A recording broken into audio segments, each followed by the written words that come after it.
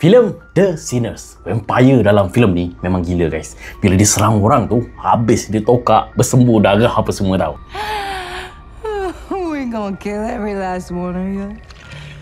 Tapi, adakah filem ni betul-betul best dan seram untuk korang tonton kat wayang? Okey, filem The Sinners ni dah dapat rating tinggi tau dekat Rotten Tomato, dekat 98% tau. Wah, kiranya agak tinggi lah untuk satu filem horror ni. Dan filem ni dia mengisah tentang dua orang beradik kembar, iaitu Stag dan Smoke. Cerita ni dia mengangkat music blues tau. Dekat belah-belah Amerika tu masa tu masih ada geng-geng perhambaan antara kulit putih dan kulit hitam ni lah. So kembar ni dia balik daripada bandar tu untuk buka satu pub ataupun kelab gitulah dekat kampung dia.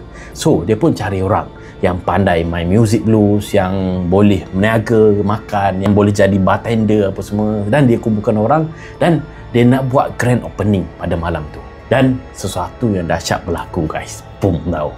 Sebabnya pada malam tu ada sekumpulan vampire ni baru muncul entah dari mana, nak serang, nak sap orang semua dekat kelab malam tu guys. Dan nak dia cerita lagi, macam biasalah vampire ni, dia nak masuk dalam satu tempat tu, dia kena minta izin tau. Wah, yang tu mungkin kelemahan vampire lah. Aku tak tahu kenapa dia ada kelemahan tu. Selagi orang tak izin masuk dekat tempat tu, dia tak boleh masuk. So, macam mana vampire ni nak masuk dalam kelab tu, nak sap semua orang dalam tu, yang tu korang semua kena tengok sendiri filem ni guys. Ok, filem The Sinners ni merupakan arahan daripada Ryan Coogler, mengarah filem Black Panther tau. Dan of course lah, music, sound, visual memang macam gini tau. Cumanya, mungkin aku rasa filem ni bukan untuk semua orang. Sebabnya, first act, second act dia memang slow gila. Dia just terlalu banyak drama untuk nak kumpul orang, dia nyanyi music blues orang tu terlalu banyak sangat tau. Aku rasa macam slow dah lama sangat.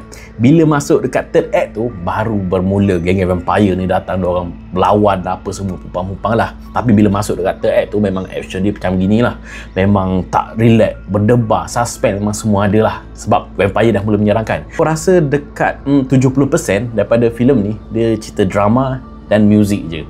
Cuma 30% tu je part action dan thriller yang horror tu lah, yang vampire tu datang. So, rating aku untuk filem The Sinners ni, aku boleh bagi 7/10 guys. Komen korang ni, apa kata korang pasal filem The Sinners ni? Okay? Jom.